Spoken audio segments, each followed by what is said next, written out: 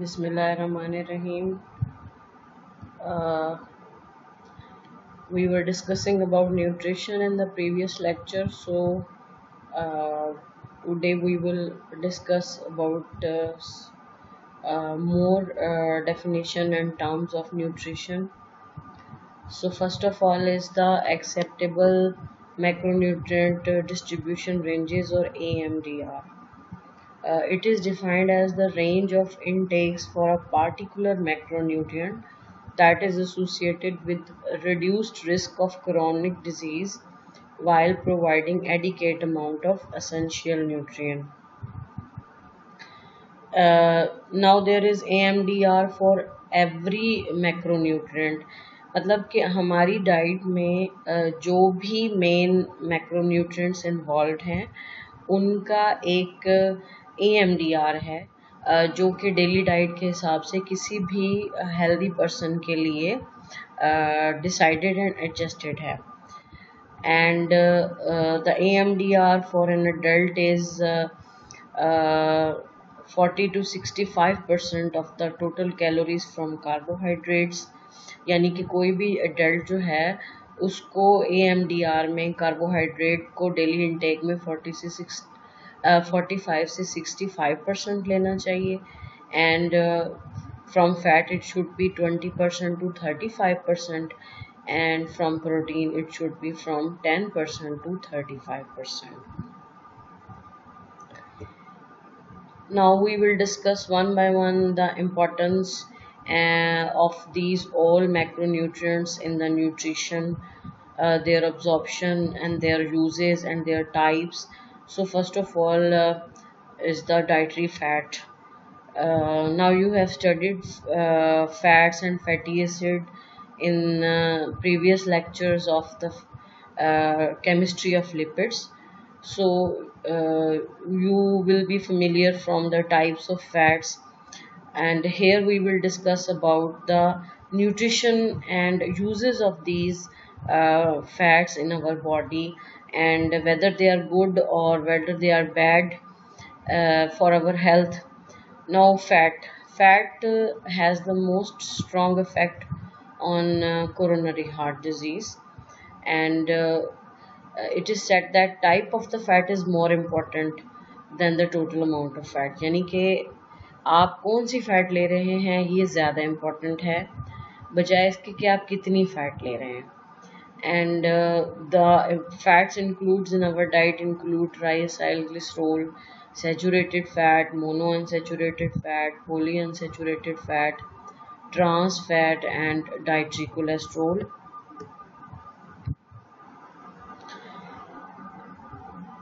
Now the role of plasma lipids in coronary heart disease. Plasma cholesterol may arise from the diet or from the endogenous biosynthesis. Uh, you know that cholesterol can be synthesized in our body as well. Now you have studied about low density and high density lipoprotein. So low density lipoprotein can increase the risk for coronary heart diseases, and high density proteins can decrease the risk of coronary heart diseases because their level is associated with the level of cholesterol. If there is low density lipoprotein, then there is high level of cholesterol, and if there is high density lipoprotein, then there is a low level of cholesterol.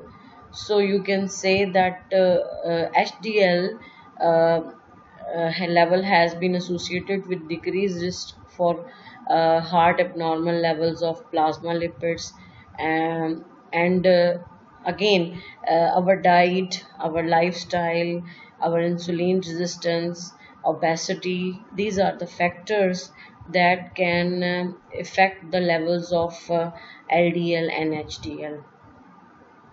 Now, what are the benefits of lowering plasma cholesterol? The benefits of lowering plasma cholesterol is that they are effective in decreasing the risk of cardiovascular diseases. पहला जो method है plasma cholesterol के level को lower करने का वो ये है कि हम अपनी डाइट में चेंजेस लेके आए, मतलब ऐसी डाइट का इंटेक करें जो कि ऑटोमेटिकली बॉडी में से टोटल प्लाज्मा कोलेस्ट्रॉल की कंसंट्रेशन को कम से कम करे। और अगर डाइट अलोन स्टेबिलिटी नहीं ला रही पेशेंट में, तो फिर हमारा जो दूसरा ट्रीटमेंट होता है वो ड्रग से है। और जो मोस्ट कॉमन ड्रग जो कि बॉडी को दी जाती है या पेशेंट को दी जाती है, that is called as statin drug, and drug reduces the plasma decreases the plasma cholesterol by 30 to 60%. Now some other types of fats, triacylglycerol, most important class of the dietary fats, and their level and influence is determined by the chemical nature of their fatty acids, the absence and presence of number of double bonds, that is either it is mono or polyunsaturated or saturated fatty acids, and the location of the double bond, and also the cis fatty acids or trans fatty acids. They also affects the lipids of the blood. Now first of all, saturated fatty acids, आपको पता है कि ऐसे fats जिनमें double bond नहीं होता, they are called as saturated fatty acids.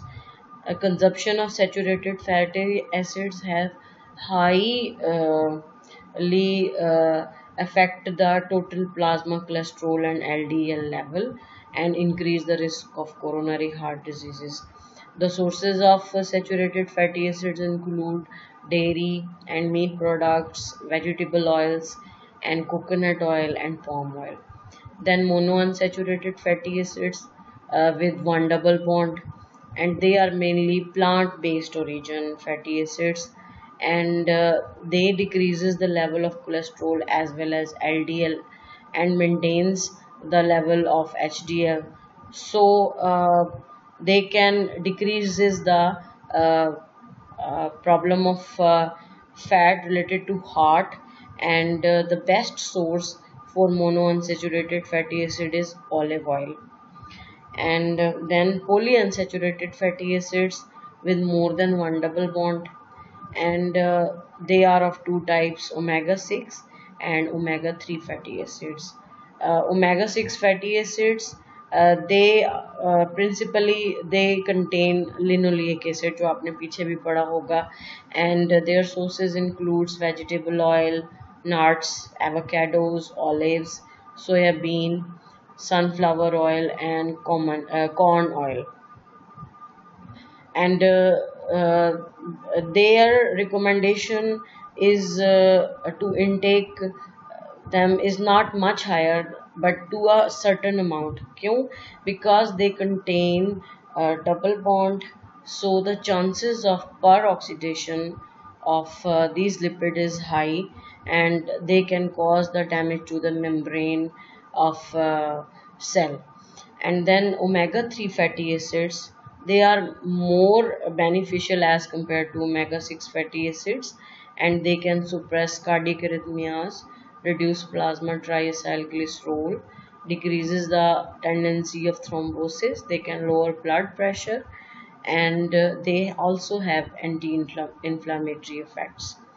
And the most important of them is alpha linolenic acid, which is found in plant oils like flaxseed and canola oil, and in walnuts as well. Then most important source of these omega 3 fatty acids includes fish oil, uh, and it is required that two meal of the fish per weeks uh, are recommended for the human body. And if the patient is documented with coronary heart diseases, then 1 gram per day of fish oil is recommended, while 2 to 4 gram per day is prescribed to lower triacylglycerol. And the most important is that this fish oil uh, is also included in infants formulas to promote their brain development. Then essential fatty acids include linoleic and linolenic acid, and they are required for the membrane fluidity for the synthesis of eicosanoid. And if they are deficient, it means that if we do not take them in diet, then they can cause fat malabsorption, and the symptoms will be scaly dermatitis and depletion of skin ceramides with long chain fatty acids. Then trans fatty acids, highly dangerous fatty acid because they elevate the LDL level and lower the HDL level and increases the risk of coronary heart disease. And they are mainly formed from the hydrogenation of vegetables oil, and they are the major components of many commercial products like bakery items, cookies, deep fried foods. And then dietary cholesterol.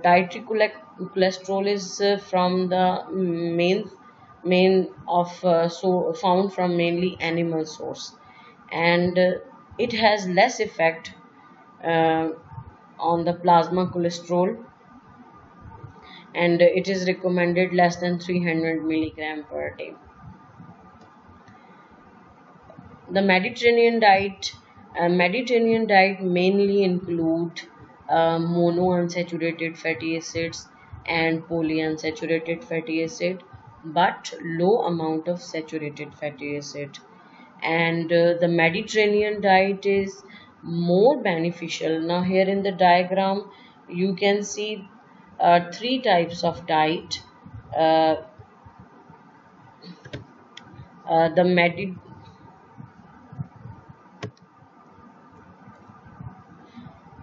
Typical Mediterranean diet, then Western diet, and then low fat diet. And in all these diet, the most beneficial is the Mediterranean diet, which composes of mainly mono and unsaturated fatty acid. And this Mediterranean diet is associated with decreased plasma total cholesterol and LDL and triacylglycerol level and increased HDL level.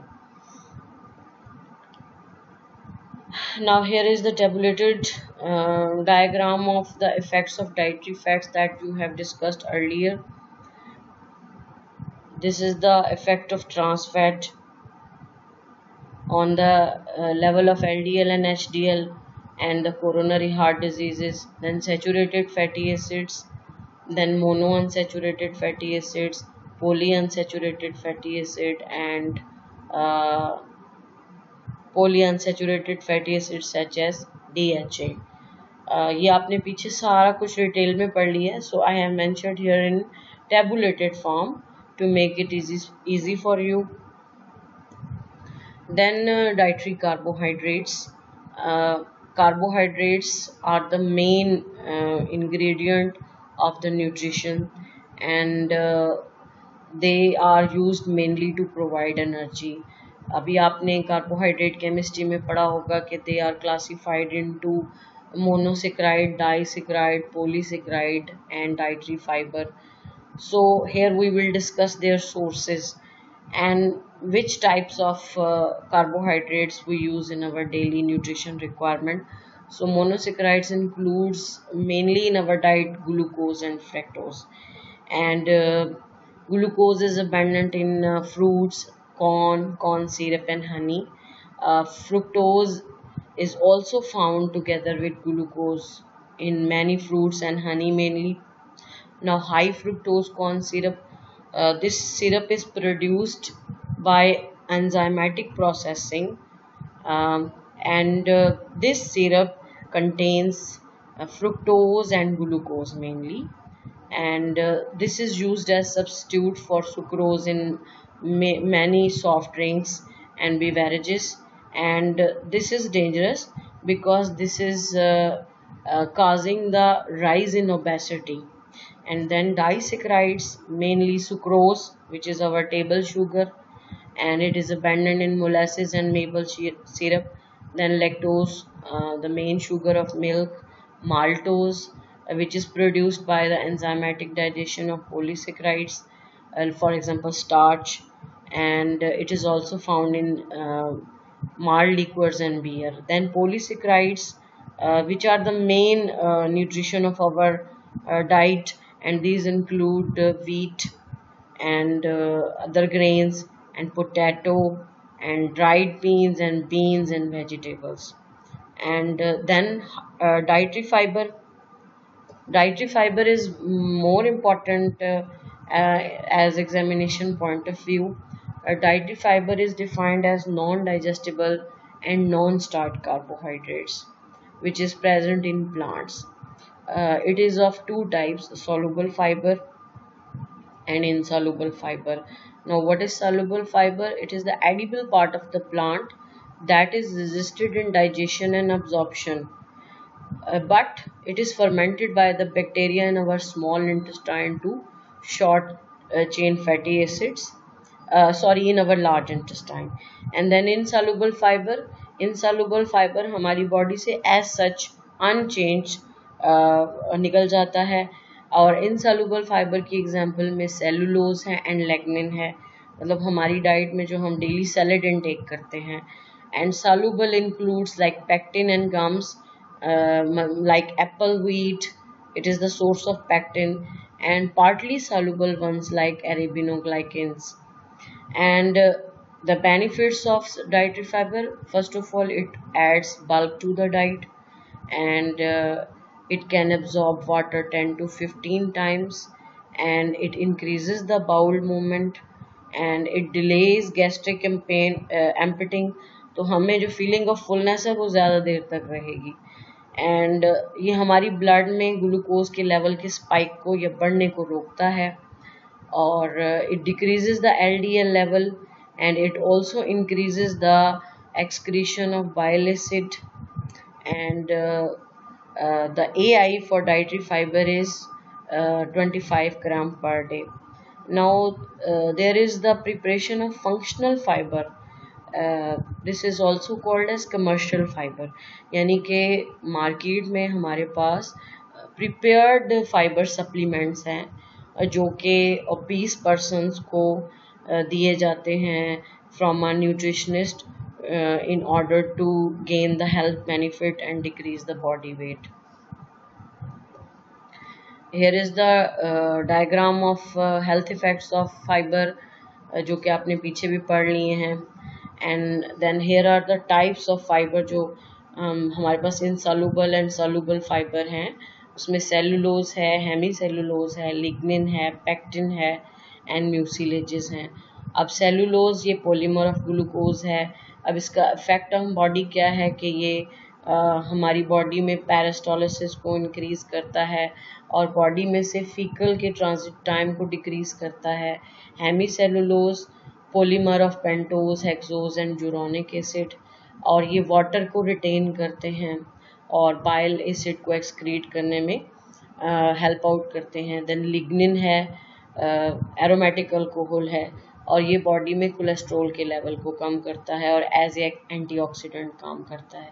Then pectin है, a polymer of galactose, galacturonic acid, rhamnose and arabinose, और ये हमारी body में glucose tolerance को better करते हैं. Diabetic patient के लिए बहुत अच्छा सोर्स है ये, और ये भी बाइल एसिड की एक्सक्रीशन में हेल्प करता है. Then mucilage, these are branched arabinoglycans, and these increases bile acid excretion and also lower the level of cholesterol in the blood. Glycemic index, या हम कह सकते हैं कि खाने के बाद ब्लड में लेवल ऑफ ग्लूकोज पे क्या इफेक्ट होता है. मतलब हम जब कार्बोहाइड्रेट फूड इनटेक करते हैं तो वो हमारे बॉडी में ब्लड में कितनी जल्दी ग्लूकोज की कंसंट्रेशन को बढ़ा सकता है या कम कर सकता है. अब अगर आप इसको सिंपल करें तो इसका मतलब है कि जब हम कार्बोहाइड्रेट रिच फूड लेंगे तो अगर वो फूड हमारी बॉडी में फ़ौरन से ग्लूकोज का लेवल बढ़ा दे और फिर फ़ौरन से कम भी कर दे तो वो हाई ग्लाइसीमिक इंडेक्स फूड है. और अगर कोई फूड हम लेते हैं जो हमारी बॉडी में ग्लूकोज के लेवल को स्लोली इंक्रीज़ करती है तो हम इसे लो ग्लाइसेमिक इंडेक्स फूड कहते हैं, और इसको हम ग्लाइसेमिक रिस्पॉन्स का नाम देते हैं. अब जो ग्लाइसेमिक इंडेक्स है उसमें हम कहते हैं कि हम 50 ग्राम ऑफ कार्बोहाइड्रेट लेंगे, जो कि वाइट ब्रेड या ग्लूकोज पे डिपेंड करेगा, और वो हमारे ब्लड में कितनी जल्दी ग्लूकोज का लेवल बढ़ा देगा। तो इसको हम दूसरी ऐसी किसी फूड के साथ कंपेयर करेंगे जो कार्बोहाइड्रेट रिच है।